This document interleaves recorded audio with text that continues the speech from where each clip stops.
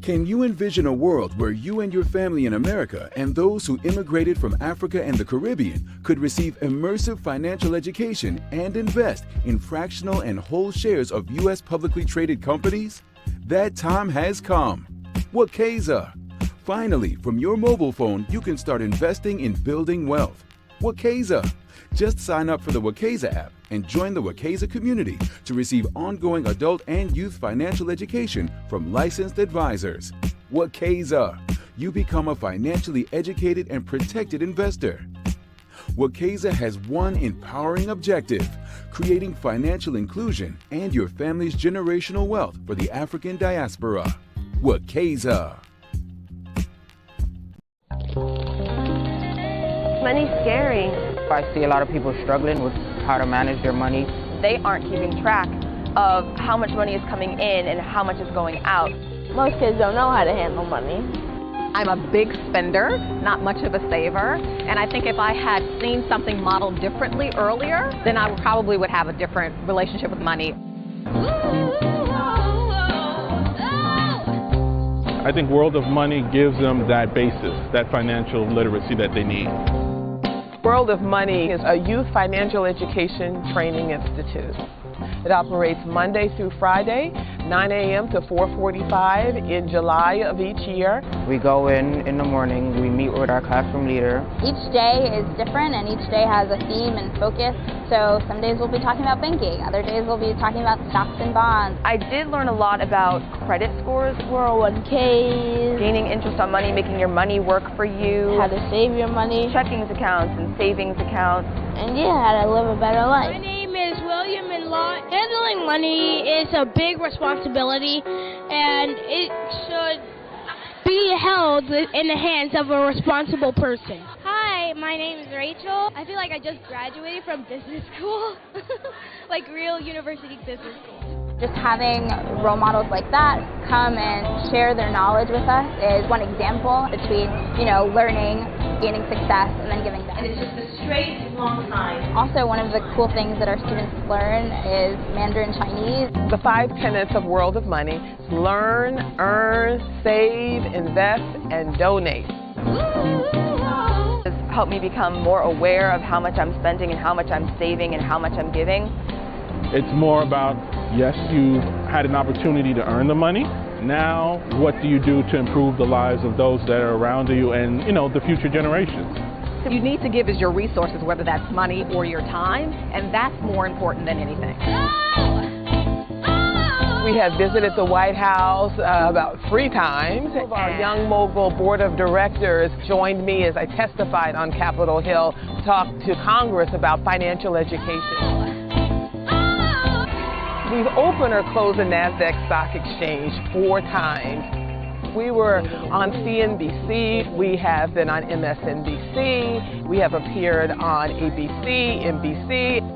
I feel like financial literacy is one of the key components in life. No matter what career path you choose, you will definitely have to encounter finance or any type of financial components in your life, such as, whenever you're making your first purchase for your home, which was discussed during the workshops. Moguls and young moguls, I dare you to become financially successful. Miss Lamb grooms us to be ambitious, and I think that the tools that she gives us at World of Money are helpful in making sure that those ambitions can be sustained. After becoming a billionaire, I will invest my money in charities to build schools worldwide that will teach finance. It's an amazing program. It's done so much more than just teach me about money. It's taught me about being professional, about working hard, about success. It's worth the time and worth the energy, and I think that your children one day will thank you for it.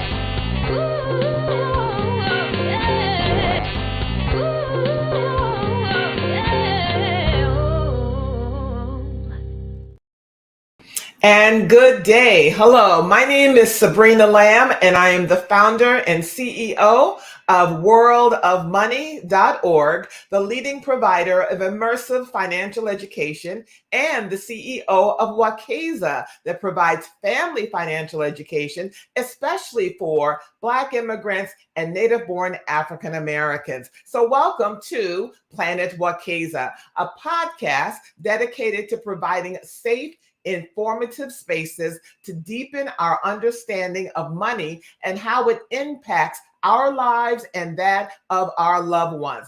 There are so many discussions regarding money. And I'm really excited about that. Subjects about budgeting and insurance and home ownership and investing. But I believe before we utilize any of those financial services, that we first need to unpack our understanding of our own psyche and our own self-worth. I'm also the author of Do I Look Like a ATM? A Parent's Guide to Raising Financially Responsible African American Children. So you have a treat waiting for you, a treat in store. So when it comes to money, money matters. I'm going to ask you a question. Are you a lioness who leads a tribe, a dolphin who ducks and dives, or an ostrich who buries its head in the sand? What is your money personality? Well, this first of a kind book explores and unpacks the intricate world of money archetypes in Black families in South Africa. And I'm going to ask our featured expert if it can actually extend throughout the diaspora.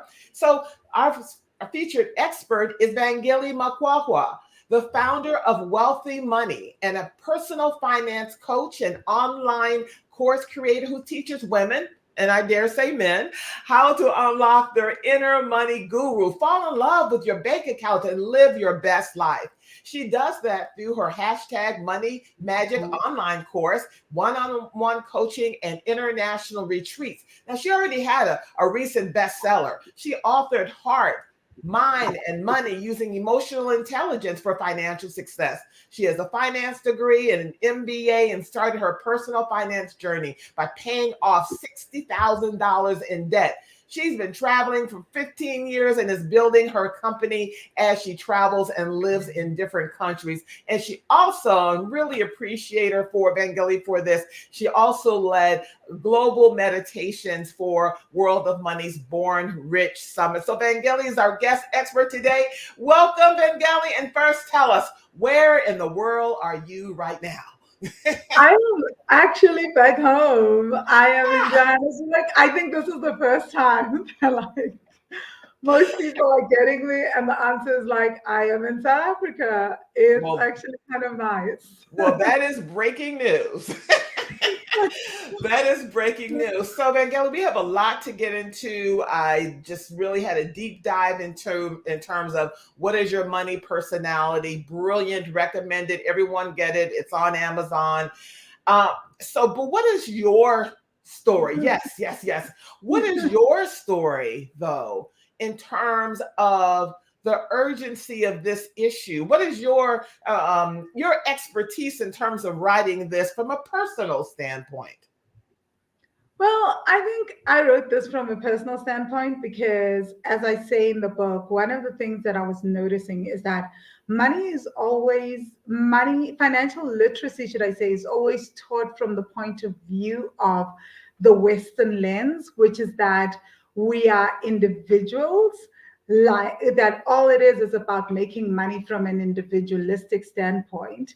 And it never ever takes into account the fact that the majority of the world's population is actually making money, and it's the way that we make money, save money, and invest money is impacted by our family and our communities, right?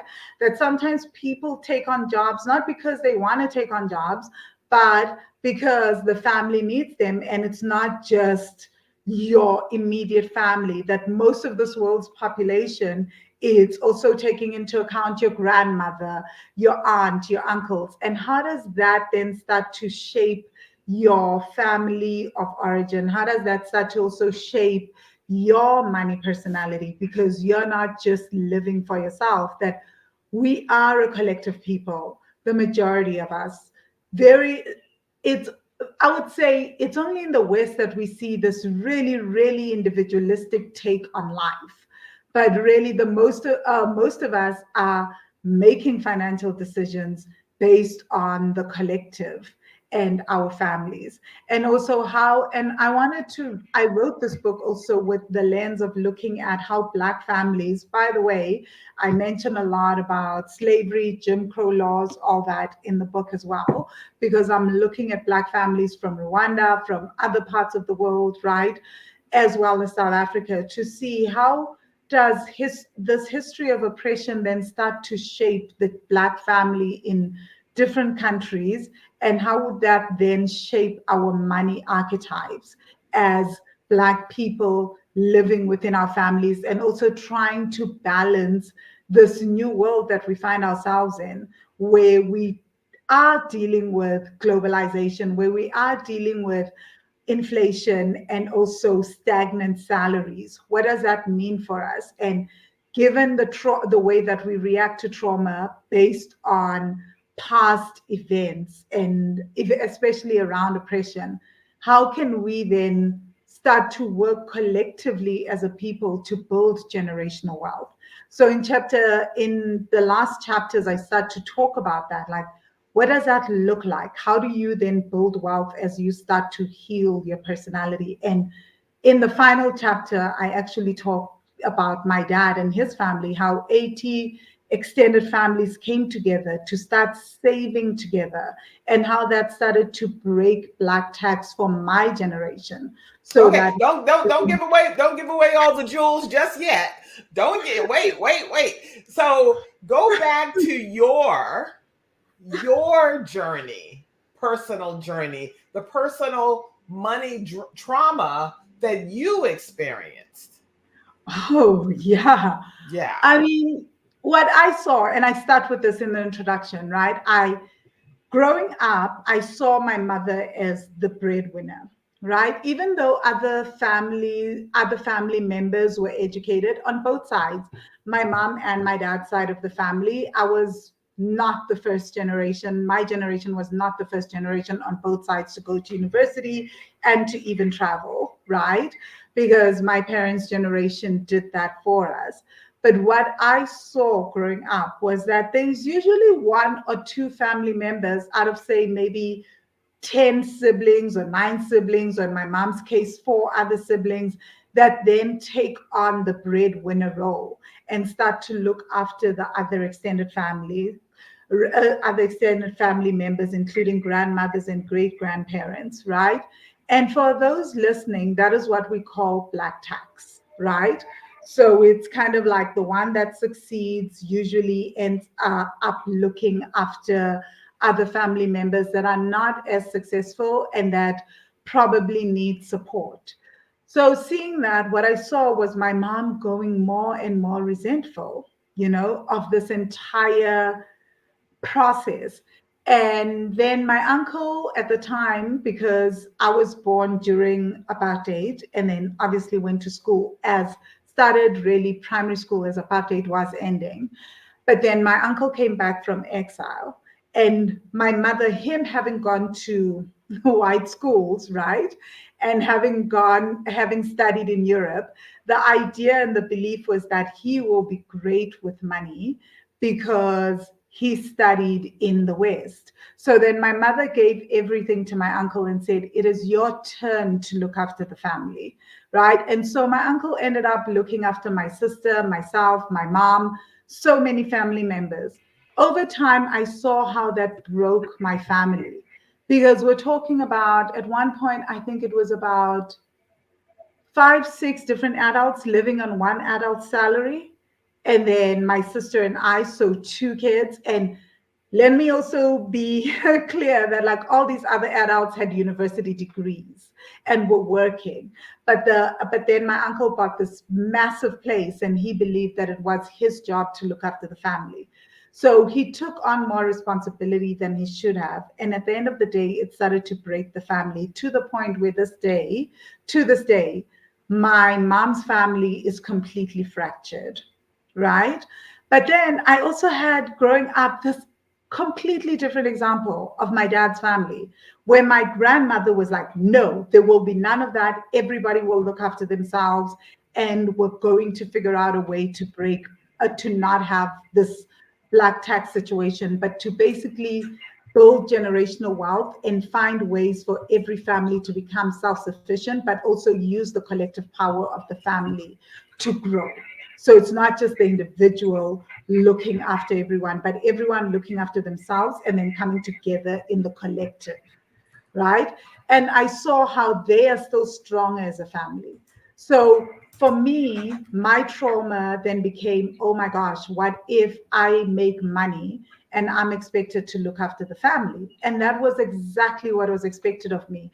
When I graduated with my MBA from the Simmons School of Management in Boston, Massachusetts, my uncle literally called me and said, it is now your turn to look after the family.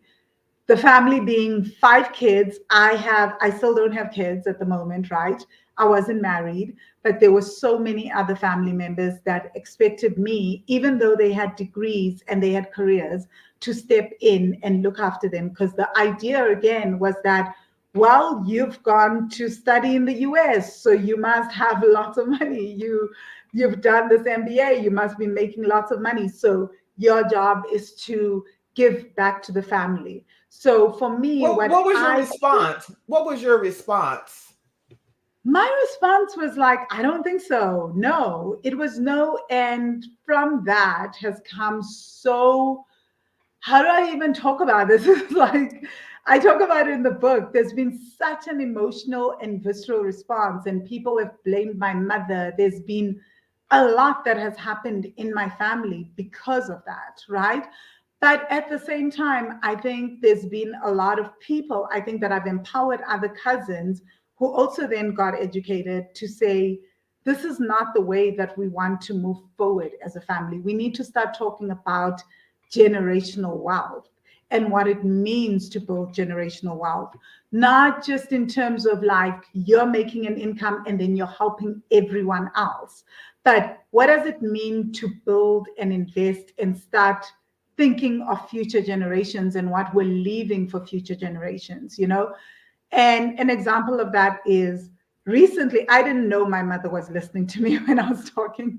She bought my sister and I land last year, and she was like, this is for my future grandchildren. We're going to build on there and start generating rental income, and that is going to go into a trust for my future grandchildren. I was like, what do you know about this? Like, I didn't even know you've been listening. Well, what do you think? And this is really interesting because there is throughout the African diaspora this deep-seated expectation of what others expect that we should do with our money to help them. And like you said, there were family members that had their own degrees, were earning their own professions, but still there was an expectation that it was your duty to sacrifice your financial life and well-being for them.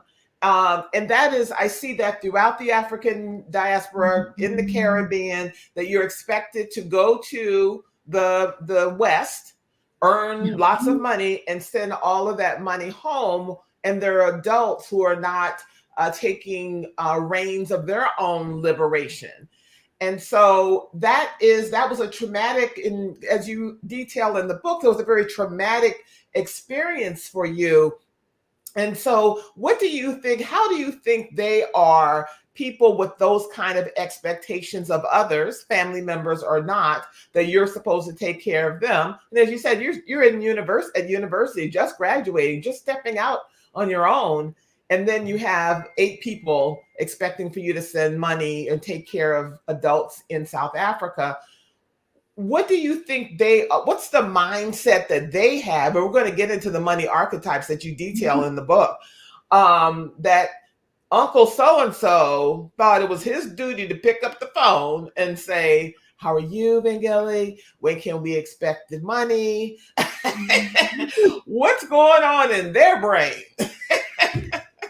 Well, because it had been done to my uncle and it had been done to my mom. Was this the same uncle that left the house?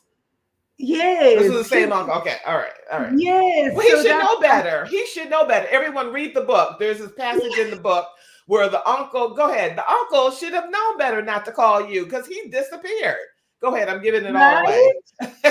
So in the book, I talk about how my uncle actually quit his job. My mother did too, to stop the responsibility, because if they didn't have jobs, then they wouldn't have the responsibility. And my uncle actually left the house to my family, right, to his family, and went to go get a whole new house. He left his own house because the responsibility was too intense, and he was very scared to set boundaries because he was scared to lose the love of the family, right? But was So that love? Was that love? Was that love? Pardon? Was that love? He was afraid Well, to lose the love of the money, of the family. And you actually write that passage in the book. You were afraid of losing the love, but Yes. is that love? I know that it's not, right? But I kid you not, Sabrina, even yesterday I had a client on a call, seriously, who was scared to set boundaries with family, and she was crying and in tears that if she does set boundaries with her family and she does make money and then she starts setting boundaries and she's like, no, then the family will say you're selfish, you're greedy, and then they will cut her off, right? We don't talk enough about that because it's not just the logical thing. Because remember, we're a collective people, just like you said, with the Caribbean, and I've lived in the Caribbean, right? With the Caribbean, with the African continent. I know a lot of my Asian friends also struggle with this. It's that we don't want to disappoint our families because, oh my gosh, what if they start thinking of us as selfish, as greedy, as though we don't want to be part of the collective, we don't want to be part of the community, which is why my uncle felt better just leaving his own house to his family and going to get a brand new house. Didn't even want us to know where he was living. So with his family, and it wasn't even too far, by the way, it was maybe about 5 or 6 miles away. But he literally was trying to hide so that people don't ask and he doesn't have to say no. And I think most of us, especially women of all races, have experienced this, where you don't want to say no because it may ruin the friendship. It may ruin the relationship. It's not necessarily family and it may not necessarily be about money, but you don't want to make it awkward. So you just keep giving and keep saying yes. And then the resentment builds up, which is why over time, people just like have these outbursts, right? So where did my uncle learn it from? I think we learn it from previous generations, right? It's that if we look at the history of Black tax, as Black people around the world, how have we been able to really overcome such insurmountable difficulties, right? It's that the best amongst us was often sent off to the US, to the UK, somewhere. They made money, then they sent money home, and that money was used to educate the others.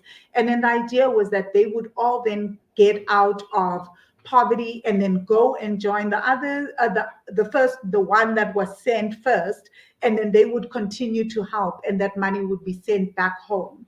And people would then eventually lift each other out of poverty. But then as we are human, right? Things happen. Someone decides, oh, well, now that I've got my piece of the pie, cool, that one is doing great. The first one that was sending money, they can just continue. I'm just going to go off and do my own thing. And not all of us are also built for that breadwinner role, which I talk about in the book, right? Mm-hmm. So then you end up leaving the one breadwinner, and then now we have this legacy of the very best, always sending home, but others are allowed to just kind of coast, so to speak. So really great points. Again, we are with Vangile Makwakwa. She is a global money personality, money trauma expert. She has led global meditations at World of Money for years. And her new book, she had another best-selling book, but her new book is What is Your Money Personality, that offers new depth and new expertise. So it's really, really informative. And I encourage everyone to purchase it. It's on Amazon.com. How does this relate to gender roles in terms of lack of boundaries on how we interact with money and let other people step over our boundaries and our ability or inability to say yes or no? I love this question because I talk about this in the book, right? Gender roles are really, really huge. Like, I think what I have found, and I've seen this also in the Caribbean, is that the majority of the breadwinners that end up sending the money home most times end up being the women, right? And I think a huge part of it is there is this expectation that as the woman, you are the nurturer, you are the carer. And we tend to be closer to our mothers at times. We feel their pain, right? We know, especially as Black women, what it is as we grow older, what it is to be a Black woman in this world, right? So we're less likely to be like, no, I'm not going to send money home and not take care of my mother, right? So when we're sending money home, we're also sending money home to look after our family, our aunts, our mothers, our kids. Sometimes some women leave kids back home with the mother. So it tends to affect most of us very, very deeply. But here's the thing. This is something else that I also mentioned in the book, is that women are underpaid globally, right? So you are sending money home already from such a small paycheck, right? Compared to our fellow men on this planet who tend to be paid more than us. So that is challenging. So it leaves us in a worse off position to create generational wealth, because to create generational wealth, we need a higher income, right? Because doesn't matter what's happening, even if you cut your expenses, you still need to eat and food prices are going up, right? And we tend to be the most underpaid, especially Black women. So now you're already starting from being the most underpaid, but you're paying the same amount for food and basic services. What's left over, you're then sending home. What do you have left over to save and invest? What are we working with? And also, let's not forget that just in terms of negotiations, most of the time, Black women tend not to be able to, we're not given the same amount of money as our white counterparts most times, right? And so that also impacts us in terms of how we negotiate and what we get, regardless of how much student loans we take on, right? So we're often the most educated group, but the most underpaid.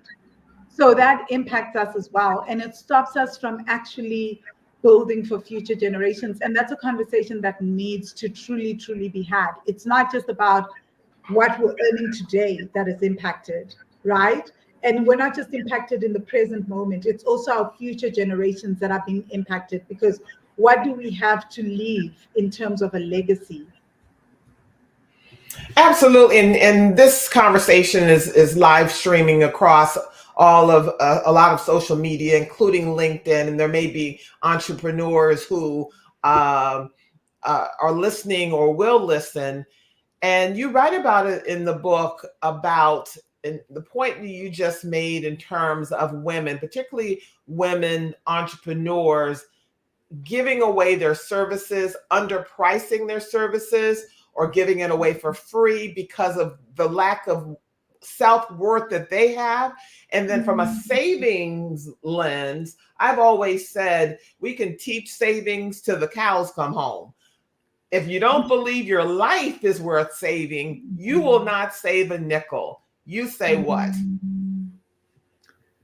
Okay, so I agree with that, but I'm saying, how do I believe my life is worth saving if, say, my mother is in a village somewhere and she's not eating, right?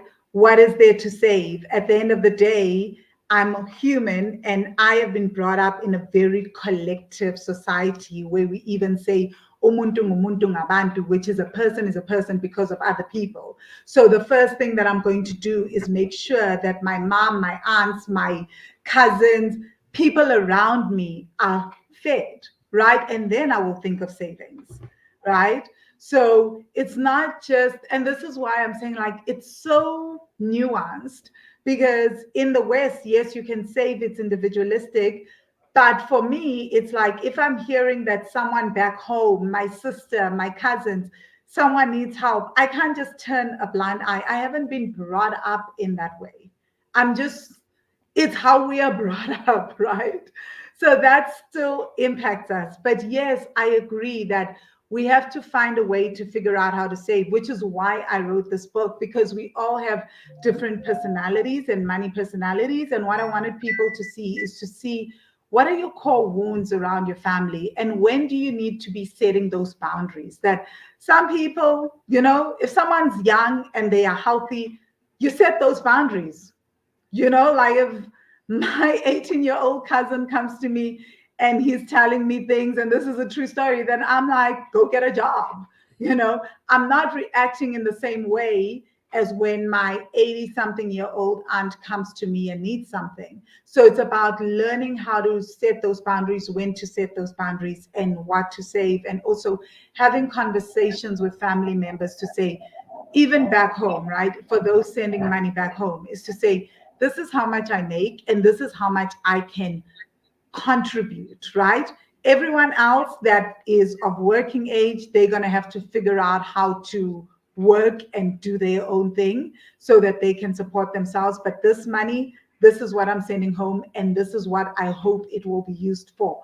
You can't control how people use the money once they have it, right?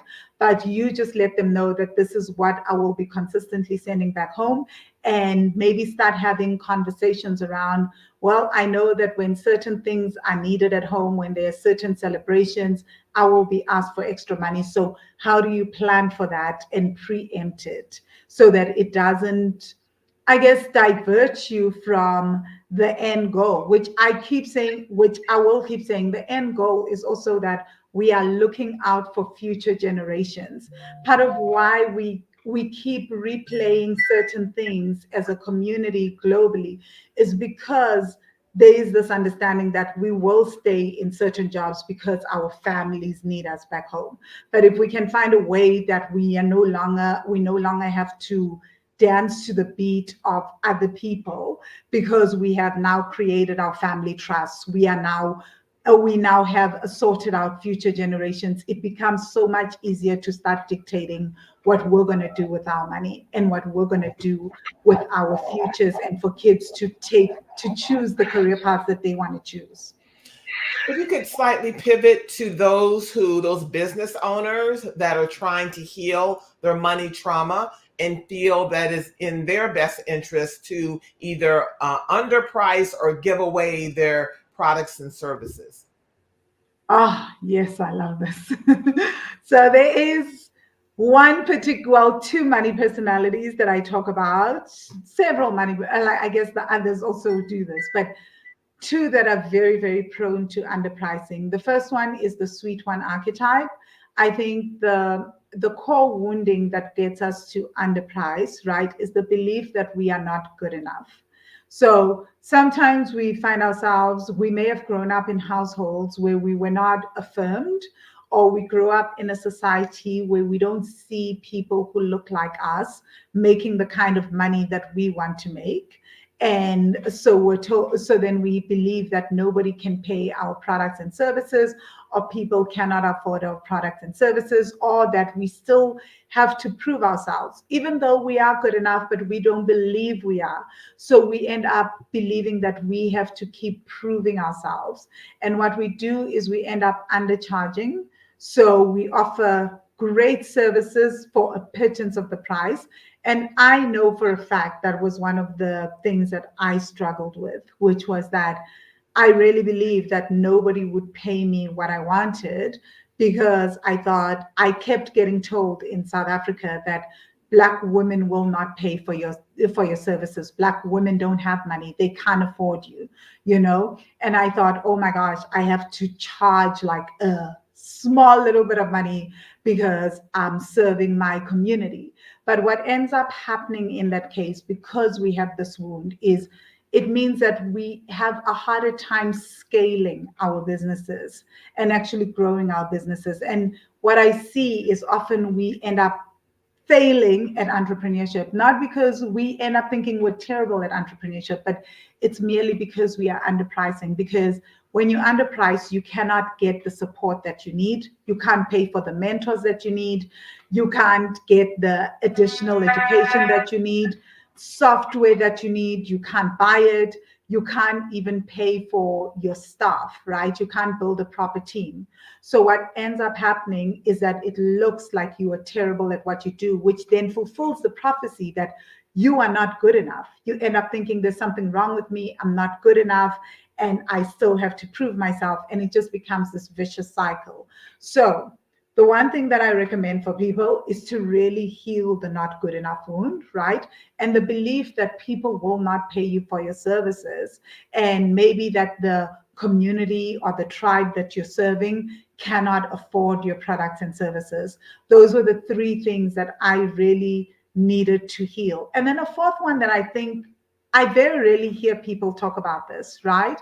But I had this insidious belief that as a Black woman, it was my duty to serve others at my expense, because that is what I had seen my whole life. So I had to basically work with that wounding, because I had seen that happen. And I remember crying about it, like having seen my maternal grandmother, who was brilliant and would be a night teacher and an entrepreneur, but also having heard stories, and she have told me stories how she used to have to also, on top of that, look after white children in apartheid South Africa, right? And just how little she was paid for that. And just that idea that it is my duty to serve others at my own expense and not be paid what I want to be paid, right? It's not even about deserving or worthiness, but what I believe my services should be valued at. Because I thought that's what you have to do. You have to keep giving and giving and giving, and somehow you'll be praised for that.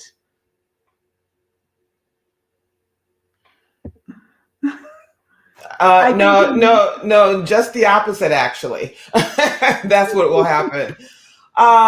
You will not be appreciated, actually. So let's do another pivot and talk about, you write in the book, what is your personality, about calling on our ancestors. I'm always talking to my ancestors. And so talk about how we can leverage their expertise and their wisdom, to heal our money trauma and other situations in our life. Oh, I love that question. It's chapter 3 of the book. I interview my sister, who's a shaman, and we talk about that. So we are all born with trauma and wisdom from our ancestors, right? So there are certain things. If you are the kind of person that just wakes up and you just have a talent, maybe you're like, I know how to sew, I know how to bake. That is probably something that was passed on from generation to generation, especially if your mom just knew how to cook, your grandmother just knew how to cook, your great-grandmother just knew how to cook. You can literally connect with your ancestors through meditation, through talking to them, and ask them to send you wisdom and to send you that knowledge. So if you know what your ancestors were good at, this is what I teach people. It's like, if you know what your ancestors were good at in terms of making money, this is something that can be a complete game changer for you, how you build your business, because you can start to lean into that wisdom and start asking your ancestors to share that with you, either through dreams, just through dropping knowledge, through meditations. They can come through and share certain wisdoms with you, and then you can start to apply them in your everyday life. So an example, my first business, one of my many businesses failed, right? And I could not understand how to scale a business. And when I started Wealthy Money and I started working around ancestral money trauma and then tapping into ancestral money wisdom, one of the things I did was I started connecting with my ancestors. Like one day, like a pin, like something dropped. And I was like, wait, on both sides of my family, I come from entrepreneurs. the way that people have been able to make money, how I've been able to get the education I've gotten, hasn't been because people went and got jobs. If they had jobs, they had side hustles. They built businesses. So this is the way that I need to figure out what is it that is a key strength for my ancestors on both sides, so that I can utilize that. And then what is our key weakness? So the first thing that I started doing is I started having meditations where I would call on my ancestors and ask them questions, right? And I was reminded that, you know what, on my dad's side, we've always been advisors to kings and to royalty. So that means that we've always sat in on strategy meetings and we've been strategists. So perhaps that is a thing for you. You can help people become strategists and also look at the target audience that you are working with. If that is where your ancestral lineage is coming from, you can absolutely change the target audience that you are targeting, because this is the audience that you've always worked with in terms of your ancestors. That's who your ancestors worked with. And then on my mom's side, I saw that they'd always been salespeople. I had this really deep belief that I was terrible at marketing and sales, right? Terrible. I just thought I can't do it.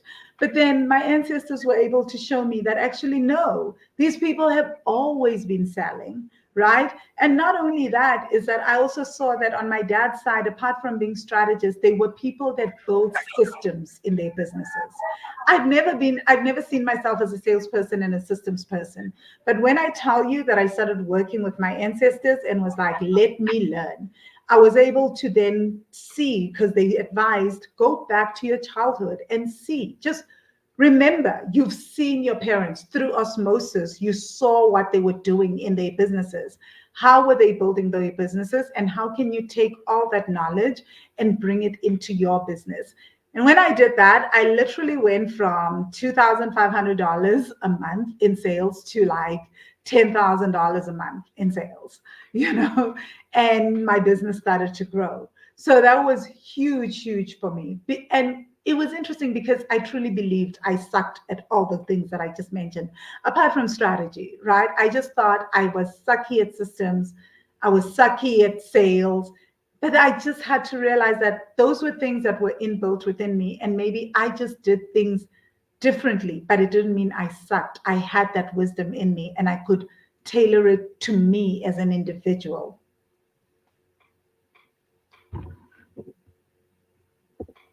Oh, you're muted, Sabrina.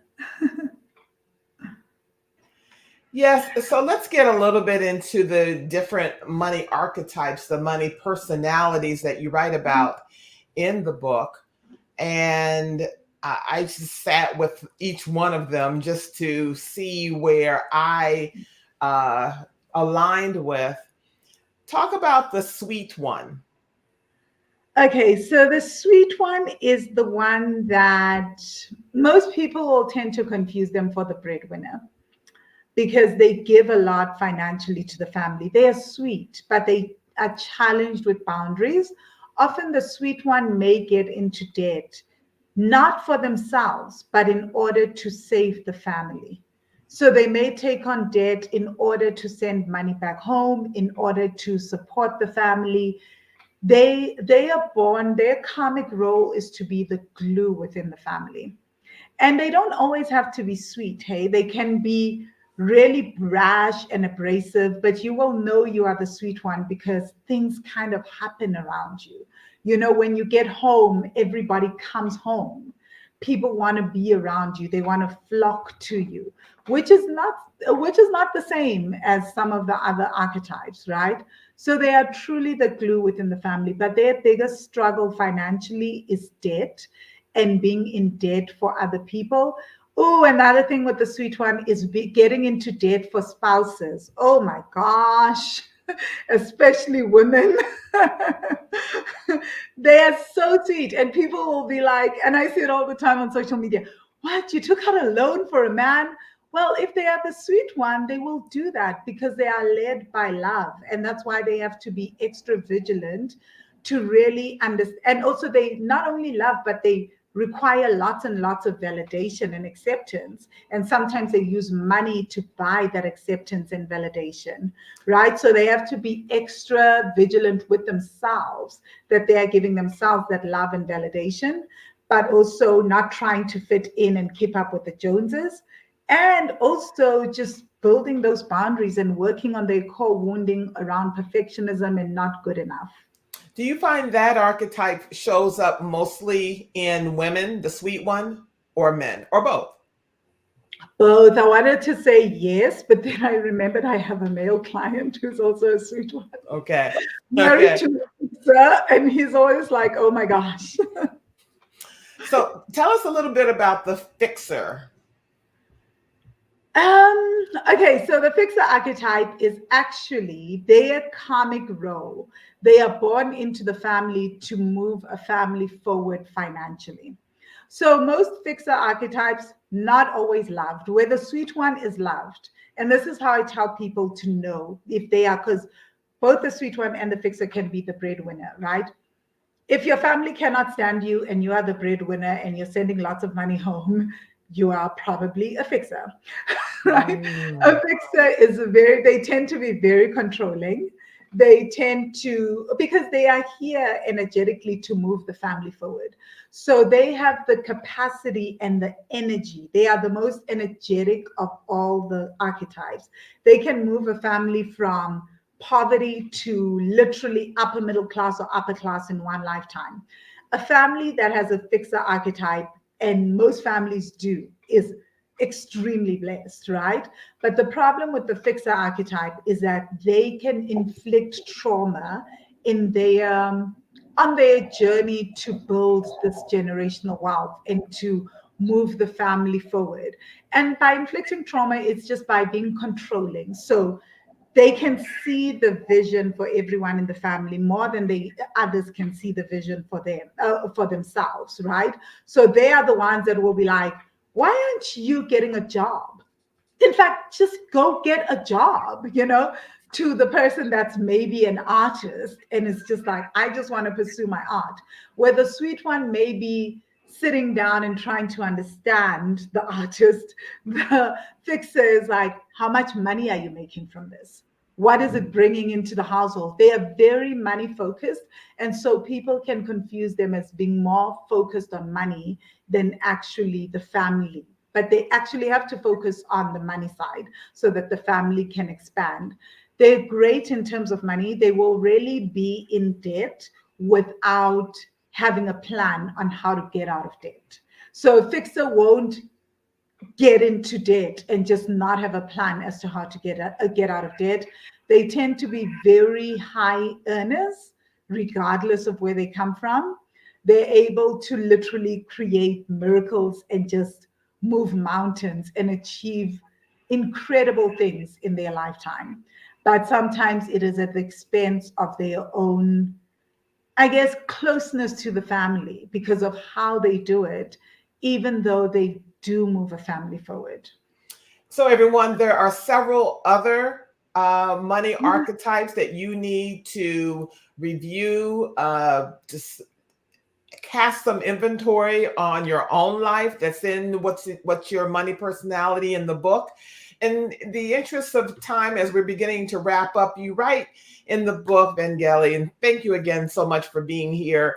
This quote was very interesting. It's worth acknowledging, you write, that those who teach or equate wealth with, quote, high vibe, unquote, are usually from so-called developed nations with access to more resources, giving to exhaustion or broke, and are in the inability to say no. You talk about positive thinking. That doesn't necessarily equate to financial security or generational wealth.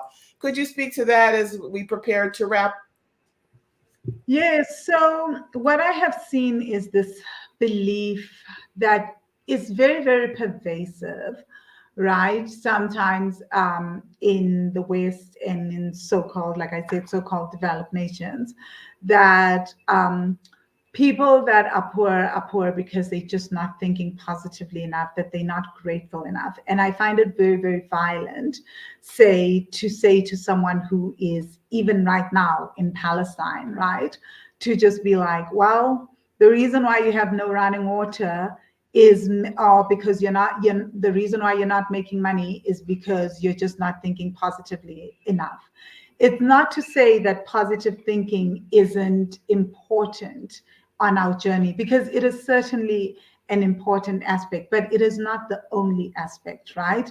Gratitude is not the only aspect. There's also systemic trauma that I talk about that makes it impossible for us to get out of poverty. There's certain things like racism, sexism, there's wars, there are political struggles around the world that make it very, very challenging for people to move from one class to the next, that make it impossible for people to access education, access the internet, access just basic writing materials so that they can get themselves out of poverty.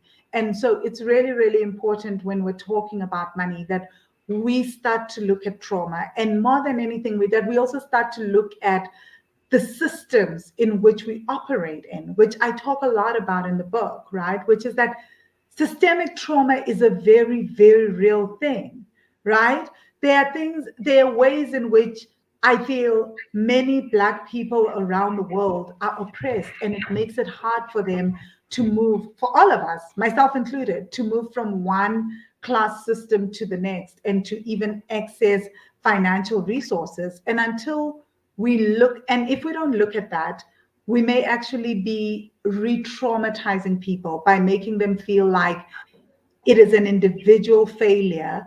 It is it's their own fault that they are not able to get out of poverty, or that they are not able to build wealth, when actually it is a systemic failure. And we need to start realizing that there's a difference between individual failure and systemic failures. And the system fails many, many people along the way.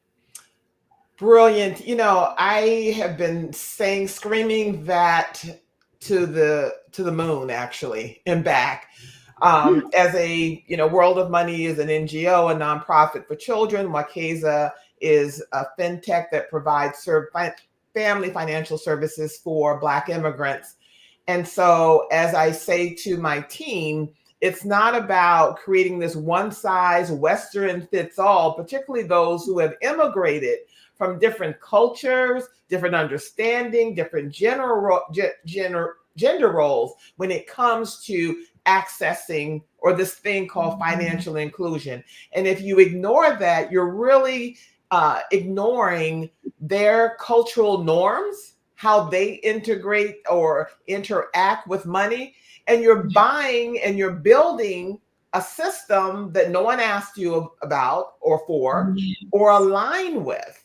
But if you want to really include everyone in terms of this financial inclusion, you build with, not for, those that come from particularly non-Western, and maybe they're here second generation, but still the cultural DNA still is there. Could you speak to that? Oh my gosh, I really, really love this conversation, right? Because there's actually this very interesting studies done on immigrants and money, which you probably know about, right? Which showcase how the first generation of immigrants come into a country and they're just building so that their kids can get a better education. Then the second generation gets a better education and they become your nurses, your doctors, your etc. And then their children become like bloggers and actors and artists and things like that. Why? Because now we have moved to the third generation that is a little removed from where they came from, but is now accessing the opportunities that are available in this new country. Where the first generation that came, right, didn't have access to that because they didn't understand maybe the language of the country. They were still too busy trying to integrate into the country. They were trying to just make sense of this new country. And sometimes because of the systems, again, their educational degrees weren't recognized in the same way as people that studied in that country, right? So they may have been doctors in their countries, but then they come to this new country, say the UK or the US, and I've seen this so often, and they didn't study in the UK or the US, so their degrees are not considered at the same level sometimes, right? And I see it even here in South Africa. There's a woman who sews my bags. She's an engineer from Congo, but in South Africa, she can't get a job as an engineer, right? She's had to teach herself English, all those things. And it's just like, then her children will go and they now know this country, right? And now the system is starting to work a little bit in their favor. They can now access government grants because they are now born in the country. They are citizens of that country. They can access educational grants. They can get scholarships. They can study in that country. The language doesn't work against them. They now study in that language. They speak that language. It's second nature. They have the right accent. They're able to move and just get proper jobs. But they also going to be a bit risk averse because why? They know that they have to take care of their parents, right? Then this second generation, though, because now they've got access to all these things, will now also start building a little bit of a retirement nest egg. When they give birth to this third generation, that third generation knows that mom and dad are taking care of grandma and grandpa, right? And maybe sending money back home. They've got that. They've been figuring it out. And they've also got a nest egg. So now you've got more freedom to do as you want and then to pursue your own desires. And maybe your parents have also bought property. That second generation works on getting to financial stability because they saw their parents suffer.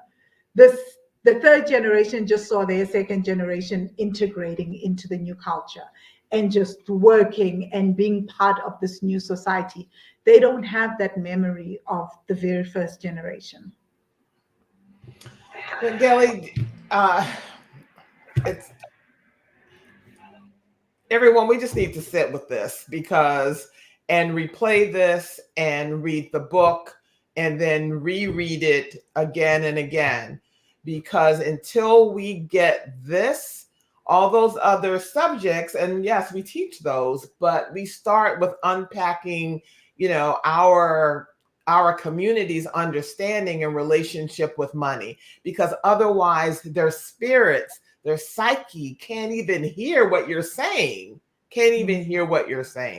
So Vangile can be reached through Wekeza.com, but there's another way that everyone can reach you. Do you have any upcoming international retreats happening? What's going on? How can we reach you? And please come back again and again and again. But you're also an advisor at Wekeza.com. Yes, I am. So you guys can check me out at wealthy-money.com. I check out the blog. I've got over 200, or I think at this point, 300 articles. I also write very practical things like how to increase your credit score. I talk about like how to scale to extra streams of income, but I work primarily with money trauma because, as you can understand from this conversation, it's important. I do have a free 7-day tapping into ancestral money wisdom training. You can check it out at wealthy-money.com/training. Again, wealthy-money.com/training. And truly get the book, guys. I think it is quite awesome. All that we covered here is really covered more in depth in the book, except I talk more deeply about nervous systems and how to work with your nervous system and heal ancestral money trauma. Thank you, Sabrina. Thank you very much. Thank you so much. And we'll see everyone again, and make sure to like and share this broadcast, planetwekeza.com. See you again soon, Vangile. Thank you. Bye. Bye-bye.